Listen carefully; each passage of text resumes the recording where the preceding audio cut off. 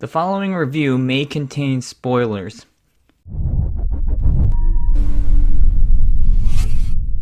The Outpost is a war movie set in Afghanistan in 2009, and it's based on a book by CNN journalist Jake Tapper.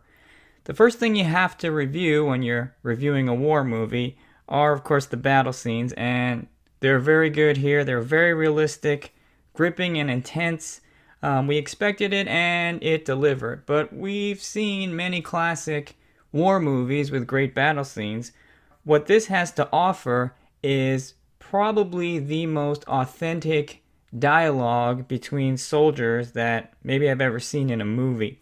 A lot of this stuff is guy talk, racist and homophobic jokes, but the cadence of the exchanges just feels very authentic and more authentic than I've seen before.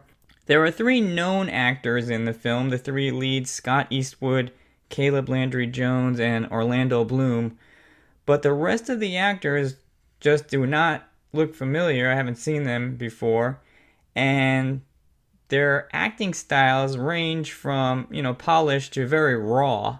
And they almost felt like non-actors, and that's a credit to the director because he really made them feel very authentic. I just felt like I was looking at real soldiers. I'm guessing what made these exchanges feel so authentic and realistic is that the director, Rod Lurie, is a West Point graduate and did serve some time in the U.S. military. And of course, the battle scenes are excellent. One shot in particular is worth mentioning. There is a scene where one of the soldiers has to make a run for it from an armored vehicle, and the director decides to leave the camera sitting in the car, and he gets out, slams the door, and the camera captures the soldier through the window of the armored vehicle and does not move. The camera just sits there, and within moments that soldier is killed. Now what Lurie does here is he just lets the shot just linger for a few moments. And the result is it's just so much more horrifying and tragic. We really feel it when this character dies. Modern cinema, a lot of directors don't let scenes breathe. They just jump from one scene to another. It's amazing to see Iron Man bust out all these new weapons, but the camera just can't sit still. We're just jumping from one shot to another. Sometimes you just gotta let a shot breathe to let the audience enjoy the moment, or in this case, be horrified by the tragic event. This movie does not have a lot of bad points overall, but one thing that really stood out was the use of titles in this movie. To be quite honest, it's probably the worst use of titles I've ever seen in a movie in my lifetime of being a movie buff. In the beginning, we have these smaller white titles appear in front of actors with the characters' names, and this stuff is totally unnecessary. We don't really need these titles. We can hear them address each other with the names, so why do we need the titles?